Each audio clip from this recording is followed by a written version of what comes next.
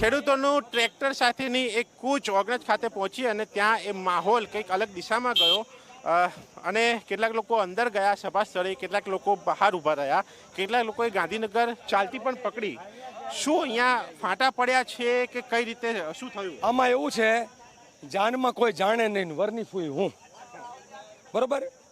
બેગાની શાદી મેં અબ્દુલ્લા દીવાના. આમ આદમી પાર્ટીને એવું લાગ્યું કે ગુજરાતની અંદર એમનો એકડો નીકળી જશે અને ખેડૂતોના મુદ્દે લડવાના બદલે એ લોકોએ હળદરમાં જે સભા કરી અને ખેડૂતો ઉપર જે પ્રકારનો જુલમ થયો, પોલીસ આપણે કહી છે જય જવાન જય કિસાન, અને એ લોકોએ જય જવાન જય કિસાનના બદલે મર જવાન મર કિસાન કર્યું.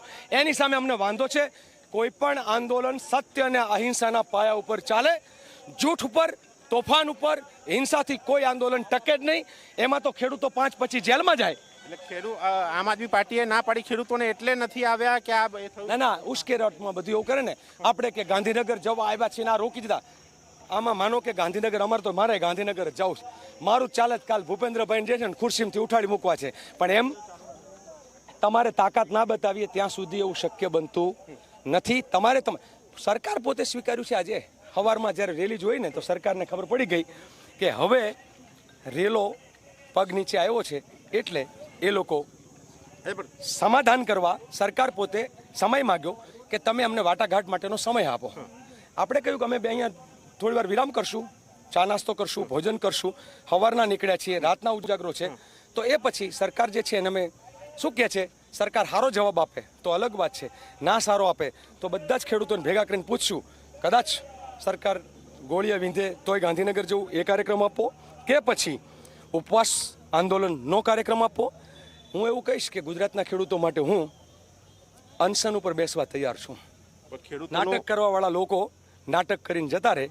અમે ગુજરાતના ખેડૂતો માટે પાલ આંબલિયા હોય કે મહેશ રાજકોટિયા હોય કે જયેશ પટેલ હોય કે લાલજી દેસાઈ હોય કે એના જેવા અનેક લોકો, હું નામ આપવા ગણવા બેસું તો અત્યારે જે આવ્યા છે અગણિત લોકો, કે જે લોકો અમે પાર્ટીનો ઝંડો લઈને નથી નીકળ્યા.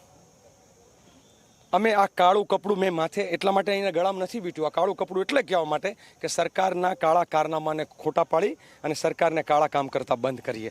આ અમારી નેમ છે ને એના માટેથી લડીએ છીએ. કેટલાક ખેડૂતો એવું કીધું કે આ તો કોંગ્રેસનો કાર્યક્રમ થઈ ગયો છે, રાજકીય કાર્યક્રમ થઈ ગયો. આમાં એવું છે, બધા ખેડૂતોને છૂટ આપી આપણે કે તમને ભાજપ જો ન્યાય આપી દેતું હોય તો તમે 30 વર્ષની ભાજપને જીતાડો છો ને તમે જાઓ ભાજપ મિટિંગ બોલાવો, ત્યાં જાઓ. તમને એ ભાજપ જો કામ કરતું હોય, જે પાણીએ મગ ચડતા હોય પાણીએ મગ ચડાવવાના હોય. કિસાન સંઘર્ષ સમિતિ અને કિસાન કોંગ્રેસના બેનર નીચે આ આંદોલન ચાલે છે, 6 મહિનાથી ચાલે છે, જગ જાહેર છે. આમ આદમી પાર્ટી કે ભાજપના બેનર નીચે નથી ચાલતું, એટલે અત્યારે આમ આદમી પાર્ટી અને ભાજપવાળા બે ભેગા થઈ A અને B. એટલે અત્યારે તમારે મનાવવા નીકળવું પડ્યું છે. મનાવવા જરૂર નથી. પોલીસ રોક્યા છે અમારા ટ્રેક્ટર વાળાને, એને કહેવા જઈએ છે. અમારા લોકો તો જાતે જવાના. વિસામા સુધી પોલીસને એમ લાગ્યું સંઘર્ષ થશે.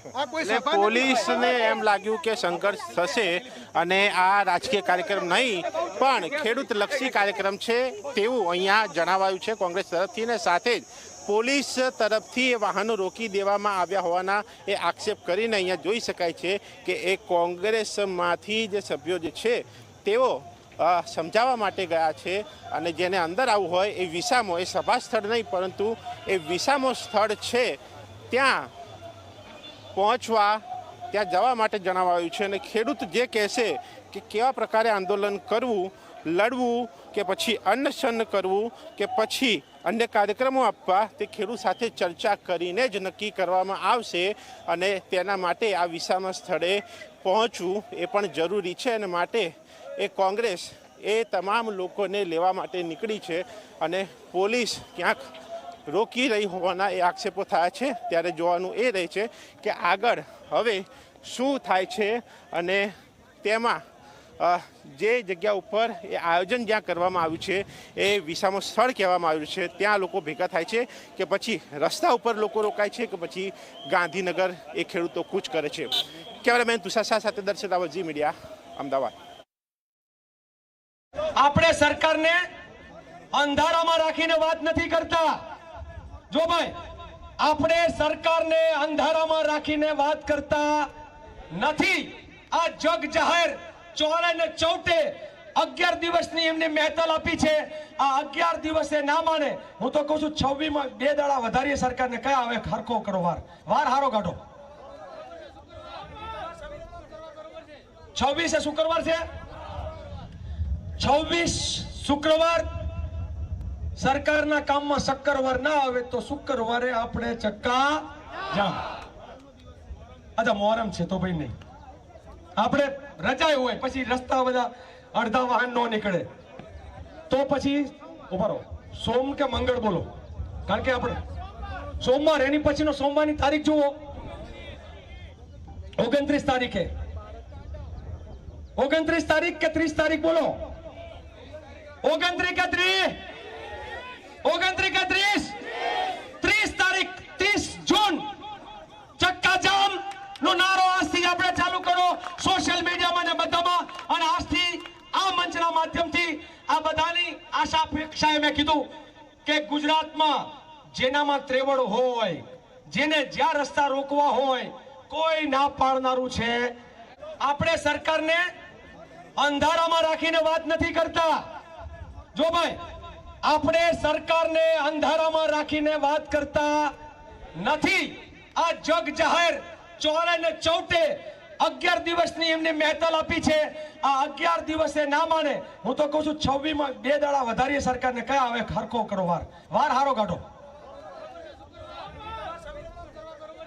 26 શુક્રવાર છે. 26 શુક્રવાર સરકારના કામમાં શક્કરવાર ના આવે તો શુક્રવારે આપણે ચક્કા જામ.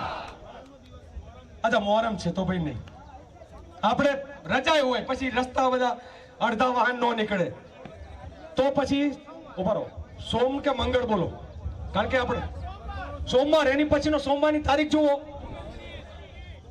29 તારીખે 29 તારીખ કે 30 તારીખ બોલો. 29 કે 30? 29 કે 30?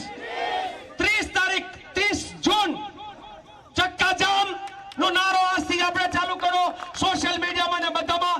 અને આજથી આ મંચના માધ્યમથી આ બધાની આશા અપેક્ષાએ મેં કીધું કે ગુજરાતમાં જેનામાં ત્રેવડ હોય, જેને જ્યાં રસ્તા રોકવા હોય, કોઈ ના પાડનારું છે